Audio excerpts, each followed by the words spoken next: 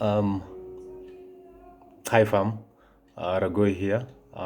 It's another day that God has given unto us. Being on the earth, or rather, being alive is just but a blessing. The Bible reminds us that there's nothing totally we can do for the love of God to depart from us. He loves us with an everlasting love, and it's not for us to just live a carefree life because of that revelation. It is for us to understand and be appreciative, be thankful, be in awe of what He has done for us. Even no matter our weaknesses, no matter our downfalls, He has He has truly blessed us. And many times we lose focus and sight of everything else, and the cares of the world just kind of bring us down to a place of not really understanding and realizing that we are truly blessed regardless of everything. So I thank God for today and for this opportunity. I thank you all for the feedbacks. I thank you all for the comments, for the encouragement. I really do appreciate and I thank you all. So the last time, the last week, but one I think, how my experience in my just as my mom left for the U.S. and I had this new family, and to sum it up, I really had am I gonna say a stepmom experience, or rather a stepchild experience, the stereotypical stepmom experience, where you are really not fitting and things are working out, or not really working out, things are just not in place, and you find yourself asking many questions and wondering what happened. And this is a place where you're looking at yourself and trying to figure things out, or trying to just piece things in, and trying to just wonder, what did I do, or what have I done to cause this? And it has been a huge factor, or rather a huge setback in my life, because it really brought me to a place of not really believing in myself, or really not understanding what true love is all about, because this is a person who doesn't know you, and yet they treat you in some sort of way that you, in your own shoes, you really do not deserve. And at some point you're thinking, okay, I wish I knew what I did wrong so that I can change my ways.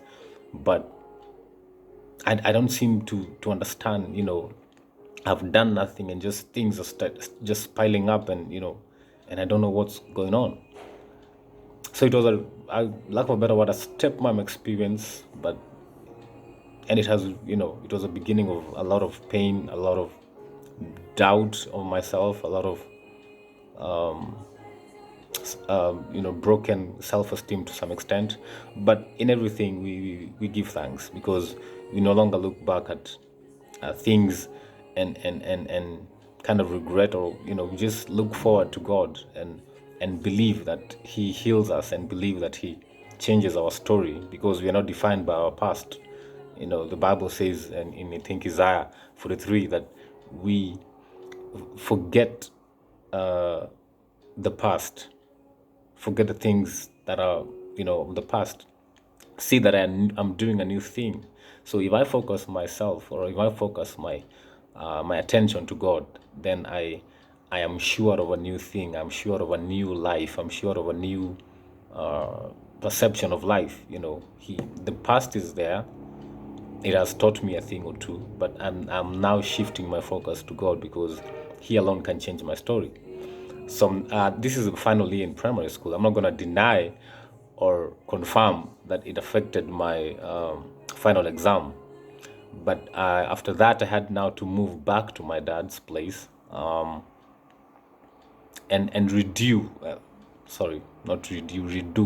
repeat rather, class 8. And yeah, so I went and stayed in my dad's place, and I got into this other school, a bit different from what I was used to, but I had an opportunity to now, like upgrade my grades, and probably get a better, better chance of getting to a good high school. because I remember that time when I failed, or rather, when I did poorly in my exams. I had a choice. There was a school that admitted me, but it was a mixed school. But then I was a bit, you know, not confident with mixed schools then. Wow. Okay. Yeah. So, and I remember my dad came and told me, okay, there's this school that has called, or rather has accepted you. So, what do you want? You can either accept this offer or repeat your class 8. So what do you want to do? And this is the same thing that happens with our God in heaven, our Father in heaven. There is his will. My dad's will was for me to redo, or rather repeat, class 8. But he gave me that choice. There's a school that has accepted you, and there is this where you can repeat and get better grades and get a better high school. So the decision was mine to make, and I'm glad I wasn't in, or rather, I wasn't really for the mixed kind of setup in high school. So I opted to repeat. And the same thing with God. God gives us these choices, and there is His will and our will, or rather, His will and the other will. So it's up for us to decide what we want to do. And it reminded me of that. Anyway, so I repeated and I did pretty well. I went to high school. I went to Kijabe Boys High School. It was a good school. Actually, when I repeated, now when I was this new school redoing my class 8, is when I first got born again. This is when I first saw a different aspect of God, or I don't want to call it religion per se, but of Christianity, basically. Because we were Catholics. I was raised a Catholic. So this is a new aspect, a new era, or a new thing that and it kind of got me thinking in a few areas. And that's when I got born again. When I got into high school, I went with some of my friends who were in that previous school, and we were in high school together. So, but the thing is, I wasn't discipled well, or rather, I did not know really what salvation is all about. I was a bit shaky. I just knew it's about, just believing in God, and that's it. But apparently, salvation is more to that, because once you believe that Jesus died on the cross, then you're saved. But that's just the beginning. That's why we say, I'm born again. I'm born again. That's the beginning. And when you're born again as a child, you crawl. And then when you crawl, you walk. And when you walk, you run, and so on and so forth. So it's a journey in itself. And I never quite got that aspect then. So let me just call it backsliding. Backsliding was not that hard.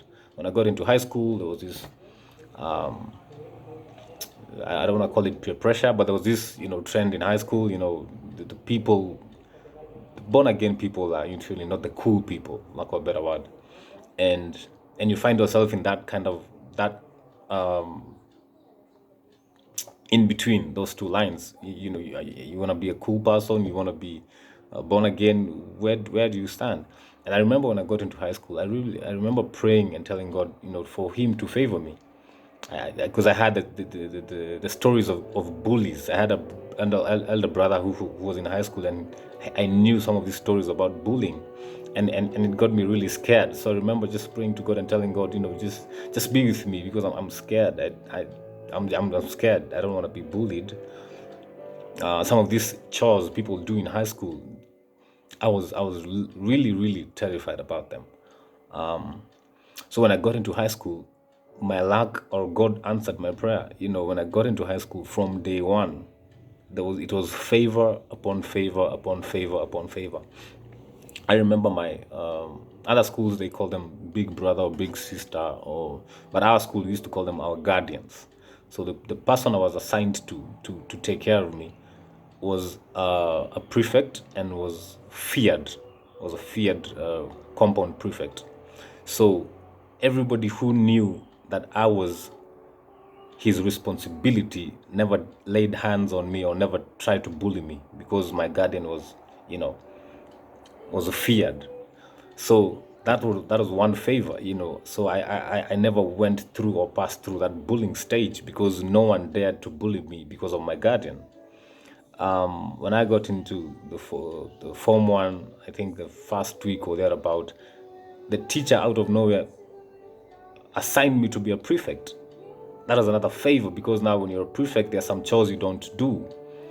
As in, like, literally, it was favor upon favor upon favor. And I remember it was just, I remember many from ones, many classmates would come and complain how so and so bullied them, or so and so bullied them, or how they were told to do this or told to do that.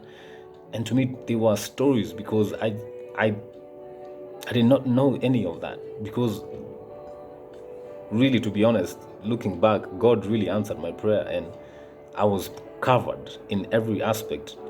I never had to do any compound duties. I never had to do any class duties. It was just His favor. Wow. So, high school experience wasn't that bad. The thing is, I came and became a person of influence to some extent.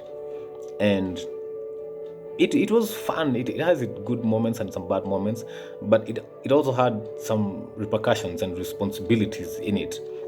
Like, for instance, I remember, I was, for those of you who know, back in high school we had or rather the administration had a book called the Blacklist, where the notorious, or the not even the notorious, the misbehaved, isn't it misbehaved? Yeah, the not so disciplined pupils or students were kept in this book that that men used to bring up in case you do something and you are accused of.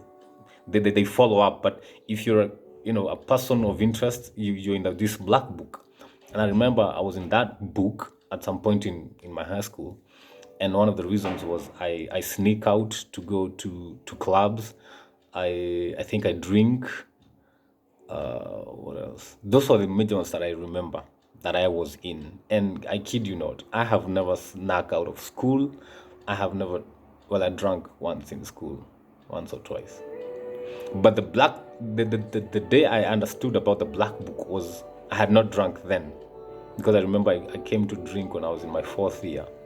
I think once, just, I don't know, peer pressure or whatever you want to call it. I think, anyway. So, so yeah, but I had about the black book when I was in Form 3. And at this point, I have not snuck. Is it snuck? Anyway, I never sneaked out of school, sorry. I never sneaked out of school. I never did alcohol. I never went to parties. But I was there. There's an influence that I had that it would not make sense for such an influence not to be a criminal, lack of a better word, because I was not in the CU then. This is we're talking about Form 3 and Form 4. I was not in the CU then, so there was no way you can be this popular and you're just clean. There's no way. So there was that, and looking back at it, I just look and just wonder. I wish I used the influence, or I usually used it positively, but unfortunately I did not. You see, when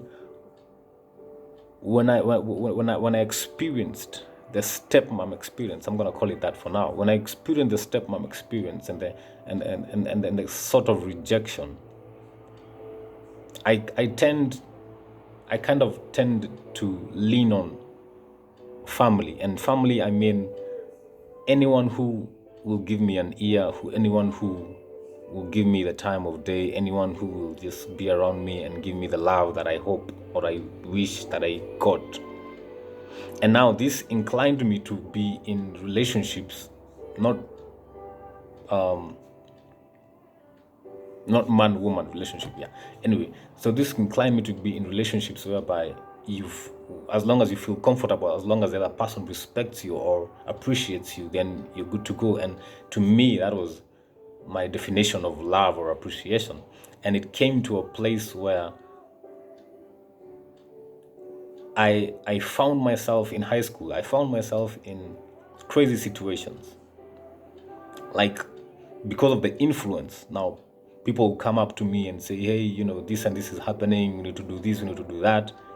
And instead of me thinking about the repercussions, I see as if they appreciate me for me. And this is something that I've been lacking in my life. This is something that I have avoiding, and I'm thinking this is the kind of love. If I do what they ask me to do, then I'm feeling appreciated, or that's how to show love. And I found myself in these crazy situations. Like that time we were drinking in Form 4. It was just a crazy, like a peer pressure kind of thing. We went to a basketball trip. We came back, and when we were out there, people were saying, okay, what do we buy? We normally used to buy fries, and that was it. But now this is, we have this. Everyone is talking about, we do Mira, we do alcohol, we do, and I wasn't.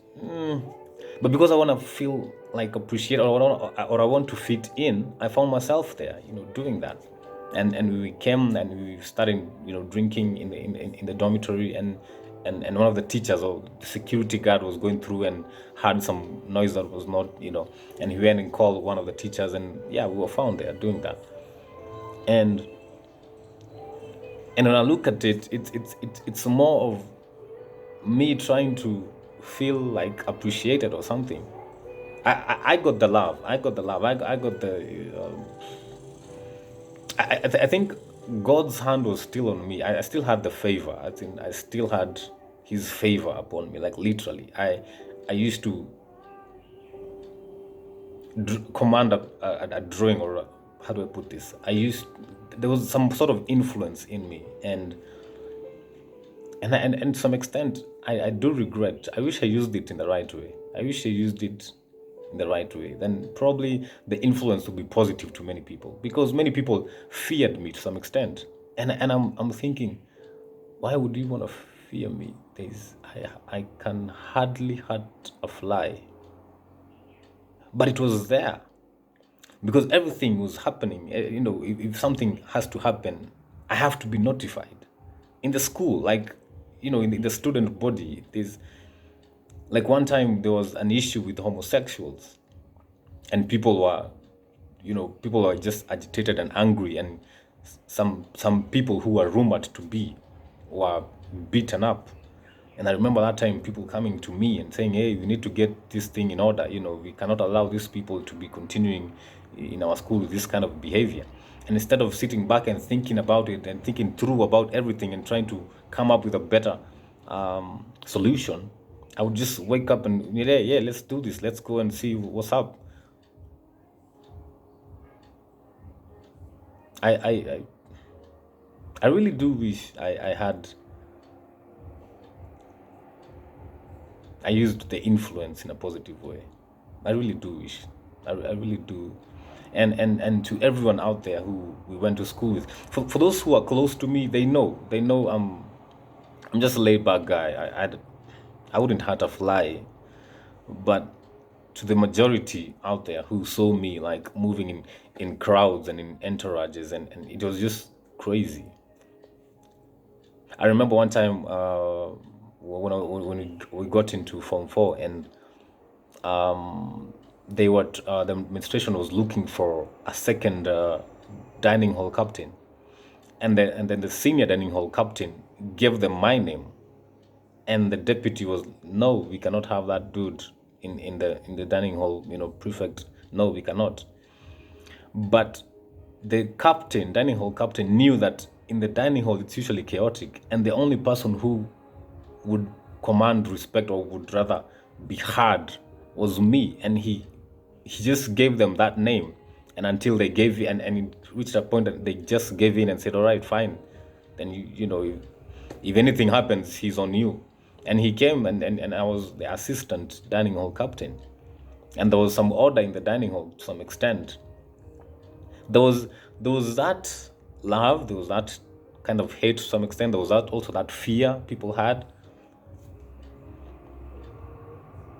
To be honest, I was in a place that I would, if I made a positive impact, it would reflect to date, because I know I haven't been approached by anyone, but I know for a fact that some of the negative impacts that influence brought, I know it has affected some people to date, and I hope it has not, but I just have that funny feeling that maybe someone somewhere might have had a negative effect, but I really hope not.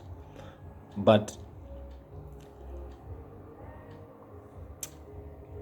in life, we're given opportunities. In life, the life that we live in, we have opportunities to make good choices, and to bring about positive influences.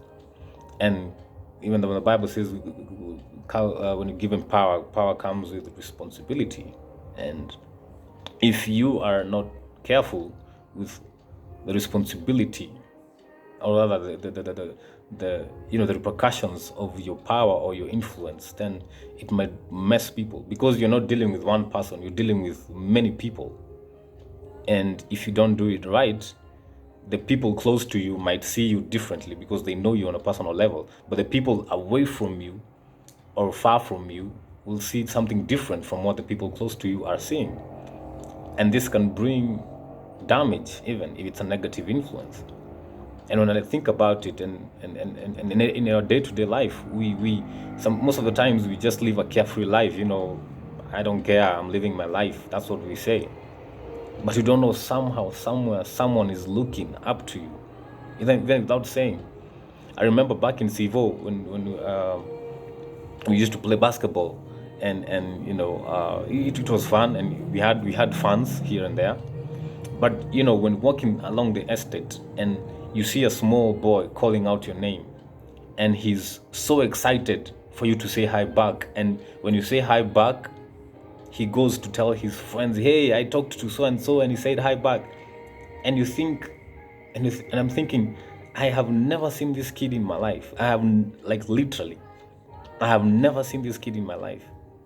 But that, it brings you to a place of humility, and just a thought. If you're keen enough, it should bring you to a place of thought, and just wonder, if this person is so excited just to say hi to you, so there's some sort of influence that you have. And if you live a life of, I don't care who sees me, I'm living my life, and you don't know what damage you're doing to such people, then it's gonna be irreversible. And it's for us to just be watchful of what we do. Let's not live a carefree life. Let's not just live a life that I care, I'm living my life, I don't care what other people say. No. In whatever aspect you are in whatever place you are in whatever field you are in, trust me, there's someone looking up to you. Trust you me, there's someone looking up to you and saying, "Man, I wish I had this life." And I know it's funny, because some of our lives, you're looking at your life and you're like, no way, no way. You yourself, you don't even trust your life, and you're thinking, no, there's no way someone else will be looking at, no way. But to be honest, to be truthful, if you're just living a decent life, someone is looking. Someone is watching. And at the end of the day, God is watching and wants the betterment of you. He wants you to be a better person. He wants you to be a better influence. He wants you to live a life of prosperity, a life of abundance, because He loves you. The Bible says nothing can separate us from the love of God. He died for us even before we were born, my friend. If you're listening to me right now, God died for you before you were born. That's a fact. And He knew you're going to do these crazy things that you're doing or you used to do. He knew all that, but He still loved you, and He still said, "You know what? I know I'm still dying for him, because I know, because I love him. I love her." And in 1 John 1:9, the Bible reminds me that if I confess my sins, He's faithful and just to forgive me. I should not look at my past. I should not let my past define me. I should not let my past dictate my future. It is there for a reason, for me to learn from it, but not for me to keep on looking back and holding on to the past. And that's why I say, if I share a story about my past, some painful thoughts or memories may come up, but I don't want to dwell on that. I want to dwell on the future. I want to dwell on what do I need to learn from that, or how can I get out a better understanding of that and know the way forward. If I was hurt, then I should learn not to hurt people the way I was hurt. If something happened to me then and it wasn't good, I should learn not to do the same thing that happened to me to someone else.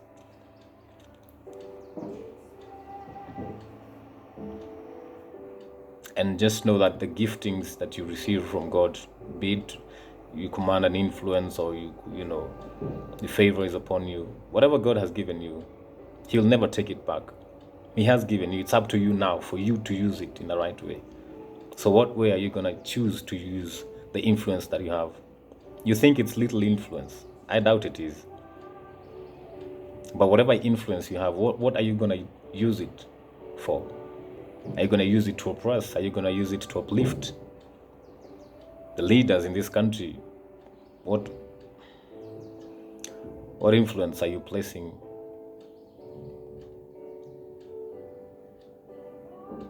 I just hope and pray that we learn and just be positive and just do unto others as you would want them to do unto you. Have a positive influence. Have a positive life. I thank you for your time. Still see you next week. God bless.